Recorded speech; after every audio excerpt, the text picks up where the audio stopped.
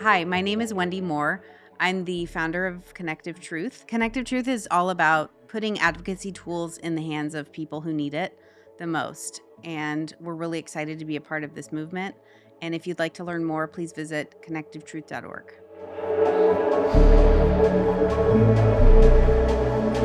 Lipedema isn't just underdiagnosed, it's often never recognized at all, especially in populations with the least access to care. This conversation reframes the issues from awareness to access and explores what happens in the years before a diagnosis is ever made. Wendy, thank you so much for bringing this incredibly important conversation to the Lipedema Summit. I'm very excited for you to share about your advocacy and all the work that you're doing to bring awareness. So welcome. Thank you so much for having me. Absolutely. So I'd love for you to start with an introduction about yourself and what you're doing. My name is Wendy. I founded Connective Truth last year. I have had lipedema since I was 11. I did not know that I had it until I was 42. And that entire journey for me was a very long and lonely one, and it was very fragmented.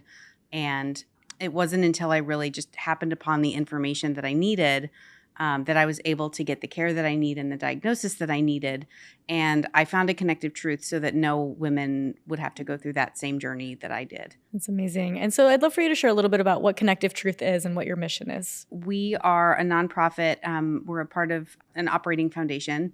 And our foundation works on direct impact projects. So we really look at projects where we can have the most direct impact that we can. And so Connective Truth was a natural fit for me just because of my own personal journey.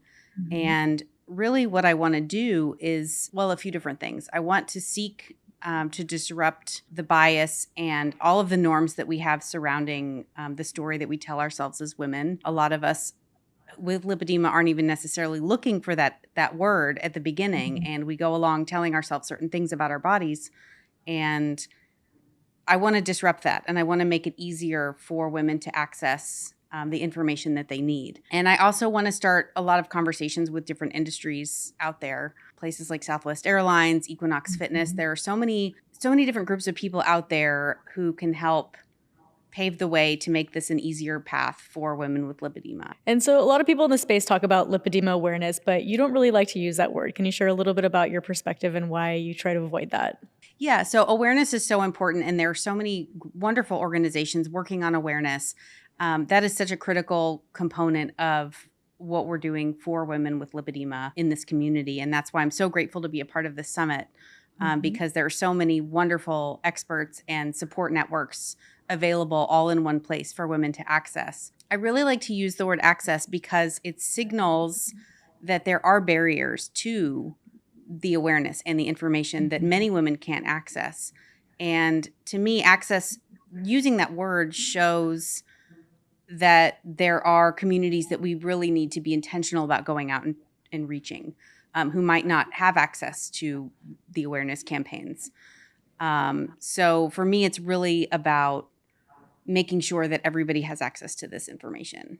And so there's already several organizations doing work in the lipedema space. Why did you decide to start Connective Truth, and what are you going to be doing differently? So many amazing organizations are out there, and they are doing the important work of helping women who have lipedema, who are just, getting started on their journey, or they've learned a lot about it, and they're really focused on seeking care for themselves and getting the help that they need. And those organizations are so wonderful and supportive in that way.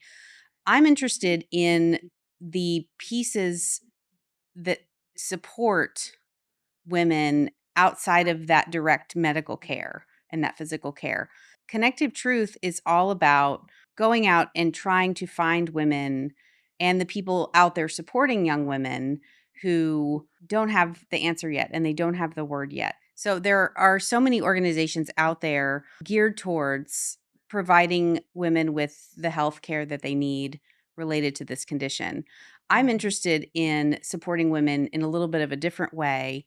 Some of the more informal pathways and some of the pathways that honestly, many of us haven't even really thought to look at yet. So many industries and so many groups of people that a young woman interacts with in her daily life. And there are so many different ways to reach different communities who need it. Another thing that I really want to work on is disrupting the bias and the norms and sort of the cultural story that we tell ourselves about who we are and our identity, and really looking closely at that and disrupting those pieces. Mm-hmm. And having conversations with different corporations and companies who have helped build that story for us, and to really stop and say, well, let's unpack that a little bit. Like, why is this the story? And how can we Mhm. make this different? And how can we give better and more information that's a little bit more specific to the 1 in 9 women who are out there with this condition? Mhm. And so, one of the big things that you're trying to achieve with Connective Truth is also having earlier diagnosis because so many women, like you said, go, decades before finding out. Like, you didn't learn about it to your 40s. I didn't learn about it to my 40s. And so, there's so many women out there that are just going decade after decade without hearing the word lipedema. Can you talk a little bit about the advocacy work that you're wanting to do to get a diagnosis earlier for a lot of women that are out there? A big piece of what I want to do is look at Title I schools, middle schools in particular, because that is first of all, it's such a critical formative set of years for young women as they're forming their identity. And that's really when the stories that young women are starting to tell about themselves and who they are and who they want to be start to form. And that's Mhm. also happens to be the period of time when lipedema can progress for the first time, as it's sort of, hormonally driven, as we've learned. So I just think, middle school settings are such an important place for us to be looking in terms of, how can we get school nurses um, aware of what's going on? How can we give them the tools Mhm. that they might need to be able to help educate young women about this, and boys? I mean, I think boys really need to know about this just as much as young women do, because they're also around these young women every day. So everyone really needs to know. And I think if we really focus on schools, it's just such a rich opportunity to help people early on.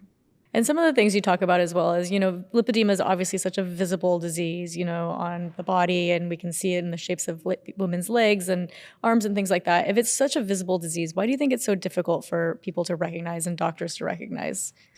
Yeah, so this is a really interesting piece, and this is what I studied all through college.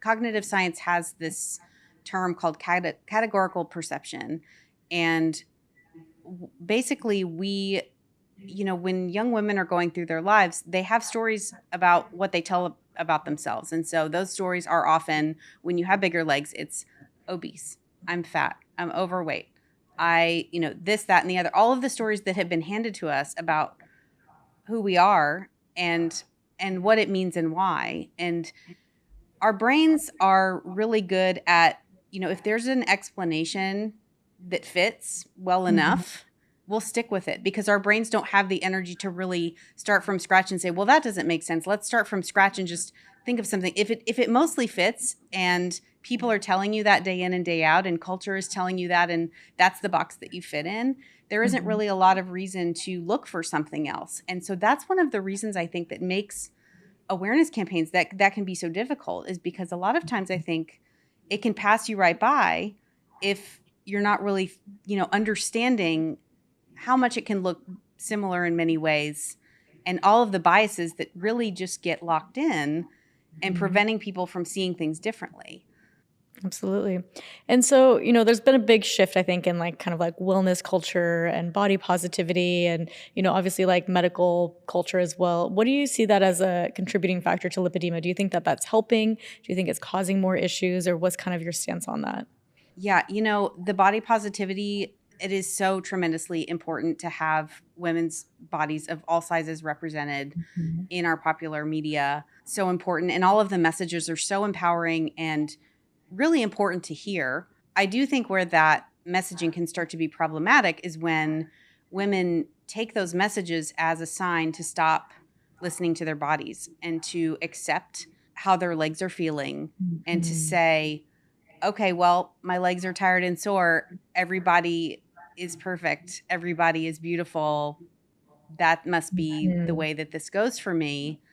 And then they stop questioning. And we don't want women to stop questioning and listening to their bodies. Mhm. And I think it's well intentioned. All of that messaging is wonderful, but it's has the potential to delay diagnosis. I know for me personally, it delayed my diagnosis by several years, I think, Mhm. probably, because I got to the point where I said, I need to accept what is. This is my work for the rest of my life, is to accept who I am. Mhm. And then I wasn't listening. I was tuning it all out. The pain. the swelling. It was just, Mhm. so I think that's really important. No, I think that's such a good reminder to always kind of trust yourself. Like, we know our bodies best. We know when something's not right. We know when, we're having symptoms that are beyond just, loving our bodies or accepting our bodies. Like you said, right? If you're having swelling, if you're bruising easily, if you have pain and tenderness and, all these other symptoms that come along with lipedema, it's something that you do need to pay attention to and keep seeking like what might be going on in your body that's different. And so let's talk a little bit about your open letter that you wrote to Southwest Airlines. This is definitely a big piece of your advocacy work, and we all appreciate this. Can you share a little bit about what an airline has to do with lipedema? So anyone with lipedema knows that it is with you the moment you wake up. It is with you when you lay your head on your pillow at night to go to sleep. It is with you for all the moments in between. You cannot leave it behind when you want to go on vacation. Now we have airlines who are sorting women by the size of their bodies. And I wrote a letter to Southwest Airlines as a way to start the conversation to bring greater awareness to the fact that not only are they separating people by size in front of other people, which shouldn't be okay to begin with, there should be there are many other ways they could design that process, but to really bring some insight for them into the fact that they are classifying people by disability and medical condition, and that's, I'm not really sure if that's even something they're aware that they're doing. There are so Mhm. many connective tissue disorders and fat disorders where it's being increasingly recognized as a medical condition, Mhm. and I don't really know if they know that they're doing that. And so it's really just a way to start the conversation. I also wrote a letter to Equinox Fitness, and I intend to write more and more letters to different corporations in the industry, because that's one way that I hope to be useful in this work, is to really start to bring new conversations to Mhm. new industries who might not have been thinking about this before. Mhm. Absolutely. No, I mean, it's like, I don't think these corporations realize what an impact they're having on people's lives when they do things like that, especially when it's something that you have no control over. Like you said, when you have lipedema, the moment you wake up, you start thinking about it till the moment you go to bed. And, putting more emphasis on that and making it have more attention than you're already giving it is not serving anybody. And so if anyone out here listening feels called to also email Southwest Airlines, we're going to go ahead and put a link to the letter that Wendy has drafted a draft for you, and you can send that in as well. So Thank you. thank you for that. And then, so talking a little bit more about Connective Truth, if someone wants to get involved and support some of the advocacy work that you're doing, what's the best way people in the community can support you? Yeah, so we are a nonprofit we are a 501c3. Donations are the best way to show you are interested in our work, you want to see it continue, you want to see it grow. Getting a donation from the community is one of the best ways for me to have that vote of confidence that you want to see this work continue, appreciate what we're doing, you want to see more of it. So that really is super helpful.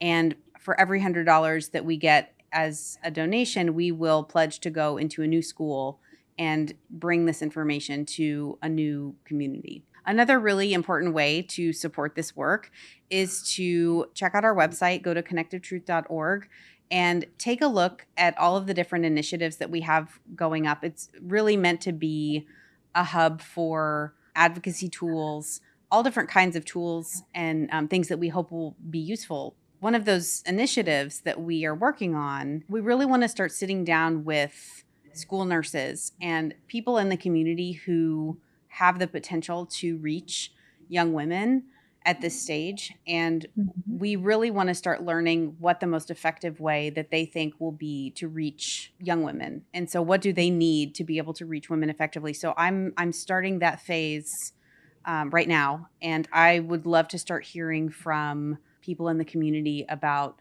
what would work the best based on their experience and their expertise. And that's how I really want to build this project, is through the expertise that's already alive and well in these communities. Mhm. Absolutely. Well, thank you so much for sharing. If anyone feels called to the work that Wendy is doing with Connective Truth, we're going to go ahead and put the website up and also a way for you to donate to the cause as well. And thank you so much for this very, very important work that needs to take place in our community. Thank Thank you so you. much.